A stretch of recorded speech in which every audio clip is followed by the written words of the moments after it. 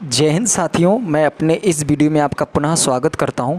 आज हम लोग दोस्तों बात करेंगे इलेक्ट्रिसिटी में जो ओम का नियम है, ओम्स लॉ, इस पर हम लोग चर्चा करेंगे।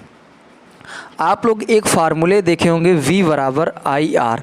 तो ये जो V बराबर आई आर फार्मूला होता है, ये जो फार्मूला ये ओम का नियम का ही फार्मूला है। तो आइए दोस्तों आज इस ओम के नियम को समझते हैं और साथ ही साथ इस फार्मूले को हम ड्राइव भी करेंगे। देखिए ओम का नियम ये कहता है दोस्तों कि ओम के नियम के अनुसार यदि किसी पदार्थ में जब इलेक्ट्रिसिटी फ्लो कराते हैं तो उसकी भौतिक अवस्था में कोई परिवर्तन ना हो। अर्थात अगर किसी तार में, जैसे मान लीजिए ये तार है और इस तार को हम एक इलेक्ट्रिक सप्लाई से जोड़े हैं, अब इसमें इलेक्ट्रिक सप्लाई जा रही है, ठीक है। तो इस तार की भौतिक अवस्था अर्थात इस तार में ना तो ताप बढ़े अर्थात ना हीट हो, ना लंबाई में वृद्धि हो, ना इसके क्षेत्रफल में कोई चेंजिंग मुझे देखने को मिले क्षेत्रफल में। तो अगर दोस्तों इस तरह की कोई चेंजिंग नहीं आती है तो इसमें जो विभवांतर हम लगाते हैं वो इसमें बहने वाली धारा के बिल्कुल समानुपाती होता है। कहने का मतलब यह है कि जब किसी तार को इलेक्ट्रिक सप्लाई से जोड़ते हैं तो उस तार की भौतिक अवस्था अर्थात ताप में, लंबाई में, क्षेत्रफल में कोई परिवर्तन नहीं देखा जाता है। तो इसमें जो वोल्टेज लगाया जाता है वो वोल्टेज डायरेक्टली समानुपाती होता है उसमें बहने वाली धारा के। अर्थात अगर हम वोल्टेज को बढ़ाते जाएंगे तो जो धारा है वो ऑलरेडी बढ़ती जाएगी, अर्थात एक दूसरे की ये समानुपाती होंगे। अब यहाँ से मुझे समानुपाती का चिन्ह हटाना है, तो आपको पता होगा जब समानुपाती का चिन्ह हटता है तो बराबर लगाते हैं और एक नया नियतांक जोड़ते हैं। तो यहाँ पे एक नियतांक जोड़ा जाएगा जिसका नाम होगा R। तो इसको मैं ट्रांसफ़र कर लूँगा तो यहाँ से एक फार्मूला मुझे बनेगा V बराबर आई आर, यानी I को इधर R को इधर कर दिया। तो इसी को दोस्तों हम लोग बोलते हैं ओम्स लॉ, यानी ओम का फार्मूला भी कहते हैं। जहाँ पे दोस्तों ये जो V है ये वोल्टेज कहलाता है, वोल्टेज। I दोस्तों ये करंट कहलाता है, करंट। और R दोस्तों ये रेजिस्टेंस कहलाता है, ठीक है दोस्तों, ये बात हुई। अब यहाँ से V बराबर आई आर भी हो सकता है। अगर यहाँ से मुझे दोस्तों I का मान बताना है तो I बराबर होता है दोस्तों V अपॉन R। अगर दोस्तों यहाँ से मुझे R को बताना है तो जो R का मान होगा दोस्तों R बराबर हो जाएगा V अपॉन आई। तो यहाँ से लगभग 3 फार्मूले यहाँ से बनते हैं। तो ये सभी फार्मूले दोस्तों ओम के नियम से हैं। उम्मीद करता हूँ दोस्तों ये इतनी बातें कन्फर्म हुई होगी। अब दोस्तों बात आती है कि ओम के नियम का सत्यापन करना है।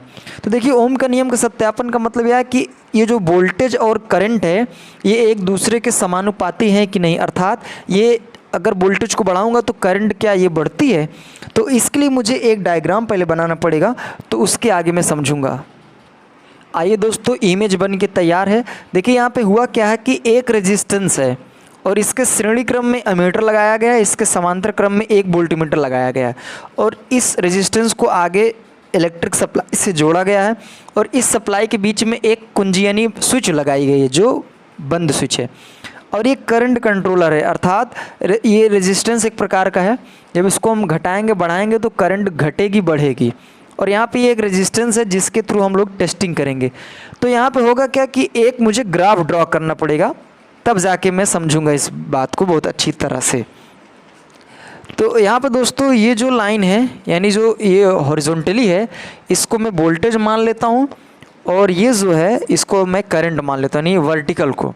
तो हुआ क्या कि अगर दोस्तों मैं इसमें सप्लाई जैसे जोड़ूंगा तो इस रेजिस्टेंस का मान धीरे धीरे जब मैं कम करूंगा, यानी कहने का मतलब रेजिस्टेंस का मान कम करूंगा तो धीरे धीरे क्या होगा कि करंट का मान इंक्रीज करेगा। अर्थात जैसे जैसे मैं वोल्टेज को बढ़ाता जाऊंगा तो ये जो धारा है दोस्तों उसका ग्राफ कुछ स्ट्रेट मिलेगा, यानी एकदम सीधा, बिल्कुल सीधा मिलेगा।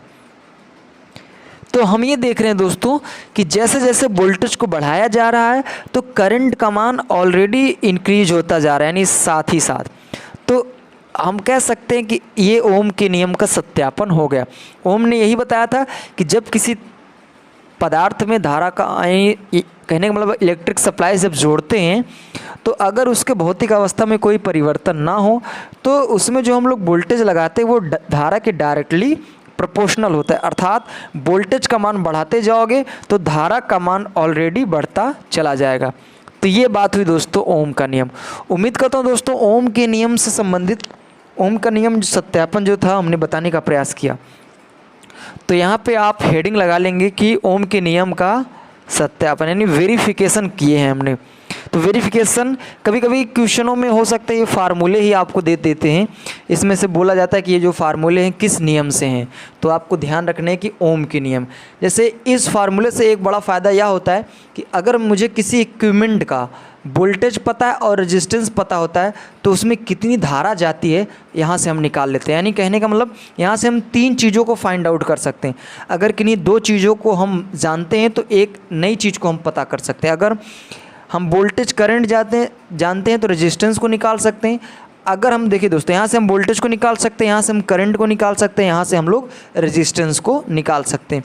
तो ये ओम का नियम का सबसे बड़ा फ़ायदा है। तो ओम का नियम बहुत जगह पे यूज होता है। अगर हम कहीं भी रेजिस्टेंस करंट वोल्टेज को मेज़रमेंट करना होता है तो वहाँ हम ओम के नियम के थ्रू हम लोग उस चीज़ को फाइंड आउट कर लेते हैं। तो उम्मीद करता हूँ दोस्तों ये ओम का नियम क्या है और इसमें जो भी इंपॉर्टेंट पॉइंट थे उसको मैंने बताने का प्रयास किया। वीडियो ज़रूर अच्छा लगा होगा दोस्तों। आगे हम लोग नेक्स्ट वीडियो में मिलेंगे, तब तक के लिए जय हिंद, जय भारत, नमस्कार।